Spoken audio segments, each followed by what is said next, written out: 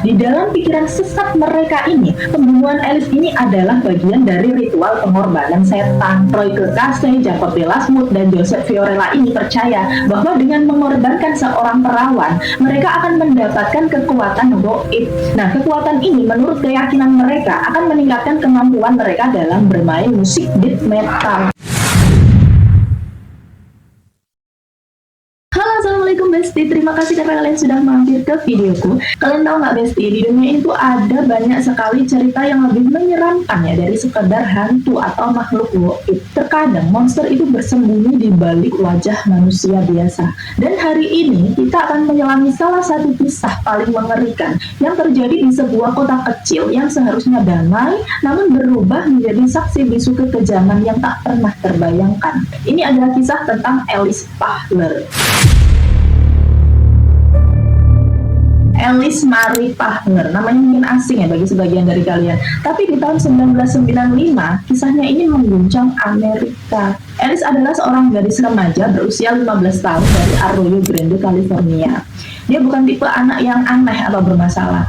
Alice ini anak yang ceria, suka bersenang-senang, dan punya banyak teman. Dia juga dikenal sebagai skater yang cukup populer di lingkungannya. Bayangkan, seorang remaja dengan masa depan cerah baru akan menjalani hidup, tiba-tiba harus menghadapi takdir yang tragis. Nah, seperti kebanyakan remaja ya Besti, Alice ini juga mempunyai lingkaran pertemanan yang luas. Tapi sayangnya, di antara teman-temannya itu ada beberapa orang yang terlibat dalam subkultur yang cukup gelap. Mereka ini adalah Royke Case, Jacob de Lasmout, dan Joseph Fiorella. 3 remaja laki-laki yang punya ketertarikan ekstrim pada musik death metal dan okultisme, bahkan sampai mengarah ke pemujaan setan. Sebelumnya untuk kalian yang belum tahu aja ya Besti, okultisme ini semacam kepercayaan terhadap hal-hal supranatural ya. Gampangannya seperti itu ya. Oke, kita kembali lagi ke cerita. Awalnya, Alice mengenal mereka dari lingkungan pergaulan biasa. Mungkin sekedar teman nongkrong atau tahu karena satu sekolah ya. Tapi entah bagaimana, pertemanan ini jadi makin intens, terutama antara Alice dengan Jacob de Lasmout. Ada desas-desus kalau Jacob ini punya perasaan lebih ke Alice. Tapi Alice sepertinya tidak membalas perasaan itu. Ini jadi salah satu pemicu utama kenapa tragedi ini bisa terjadi. Pada tanggal 22 Juli 1995, sebuah malam yang seharusnya biasa saja berubah menjadi neraka bagi Alice. Saat itu Alice sedang bersama teman-temannya di rumah Jacob de Lasmout. Mereka berkumpul, mungkin mendengarkan musik ya, atau sekadar bercanda. Tapi di balik suasana santai itu, rencana mengerikan sudah dipersiapkan oleh Jacob, Royke, dan Joseph. Entah bagaimana caranya mereka berhasil memancing si Alice ini. Beberapa laporan menyebutkan mereka berpura-pura ingin membeli marijuana atau ganja dan mengajak Alice ke suatu tempat. Beberapa sumber lain bilang mereka hanya ingin membawa Alice ke lokasi terpencil untuk bersenang-senang atau sekadar jalan-jalan malam. Yang jelas, mereka berhasil membawa Alice ke sebuah hutan eukaliptus di perdesaan San Luis Obispo Country dekat Nipomo. Di lokasi terpencil itulah niat busuk mereka terungkap. Apa yang terjadi selanjutnya adalah benar-benar horor Besti. Ketiga remaja ini secara brutal menyerang Alice. Mereka mencekiknya, memukulinya, dan yang paling mengerikan, mereka menikam Alice berulang kali hingga tewas. Ini bukan cuma tindakan kriminal biasa Bestiku. Ini adalah pembunuhan ritualistik. Kalian mungkin bertanya-tanya ya, apa motif dibalik kekejaman ini? Kenapa mereka bisa melakukan hal sekeji itu pada seorang gadis remaja? Nah ini, ternyata di dalam pikiran sesat mereka ini, pembunuhan Alice ini adalah bagian dari ritual pengorbanan setan. Royke Case, Jacob de Lasmout, dan Joseph Fiorella ini percaya bahwa dengan mengorbankan seorang perawan, mereka akan mendapatkan kekuatan gaib. Nah, kekuatan ini menurut keyakinan mereka akan meningkatkan kemampuan mereka dalam bermain musik death metal. Kalian tidak salah dengar Besti, musik. Mereka percaya darah dan nyawa seorang gadis bisa membuat band mereka sukses, membuat musik mereka lebih kuat. Ini adalah perpaduan antara delusi, obsesi pada okultisme, dan mungkin juga pengaruh narkoba atau halusinasi lainnya yang memperburuk keadaan. Setelah Alice tewas, mereka menyembunyikan jasadnya di bawah tumpukan dahan dan dedaunan. Mereka berusaha menghapus jejak, bahkan menggunakan bensin untuk membakar beberapa barang bukti. Mereka pikir semuanya akan aman.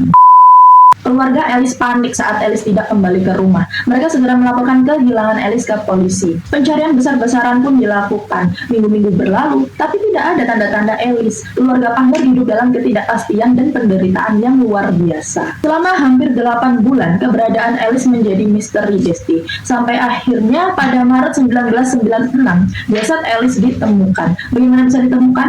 Karena salah satu dari ketiga pelaku, si Roy kekasih ini yang tidak tahan dengan beban rasa bersalah yang menghantuinya, akhirnya menyerahkan diri kepada polisi dan mengakui semua perbuatannya. Dia membawa polisi ke lokasi di mana jasad Alice ini disembunyikan. Penemuan jasad Alice ini tentu saja menghancurkan hati keluarga dan menggemparkan publik. Otopsi mengkonfirmasi bahwa Alice ini meninggal karena banyak tikaman dan pencekikan. Dengan pengakuan si Roy kekasih ini, penyelidikan pun berkembang pesat. Polisi segera menangkap Jacob de la Smoot dan Joseph Fiorella. Ketiganya didakwa dengan pasal pembunuhan. Kasus ini menjadi sorotan nasional karena motifnya yang sangat mengerikan dan tidak masuk akal. Selama persidangan, terungkaplah detail-detail yang membuat bulu kuduk merinding. Para pelaku tidak menunjukkan penyesalan yang mendalam. Mereka bahkan sempat mencoba menyalahkan satu sama lain. Keluarga Alice harus menghadapi kenyataan pahit mendengar bagaimana putri mereka dibunuh secara keji. Pada akhirnya, ketiga pelaku menerima hukuman yang setimpal atas kejahatan mereka. Si Roy kekasih ini dijatuhi hukuman 25 tahun penjara karena ia kooperatif dan menjadi saksi kunci yang mengungkap kebenaran. Sedangkan si Jacob de la Smoot dan Joseph Fiorella ini masing-masing dijatuhi hukuman 26 tahun penjara seumur hidup. Kasus Alice Pahler ini bukan hanya tentang pembunuhan. Ini adalah pelajaran pahit tentang bahaya ekstremisme, tentang bagaimana keyakinan sesat bisa merenggut nyawa tak bersalah, dan tentang pentingnya kewaspadaan terhadap lingkungan pergaulan. Keluarga Alice terus berjuang untuk keadilan dan mengenang putri mereka. Hingga kini nama Alice Pahler tetap menjadi simbol korban dari kekejaman manusia yang tak terbayangkan. Kisah Alice ini juga menjadi pengingat ya bagi kita semua untuk selalu menjaga diri dan orang-orang di sekitar kita. Berhati-hatilah dengan siapa kita bergaul dan jangan pernah meremehkan sisi gelap dari obsesi seseorang.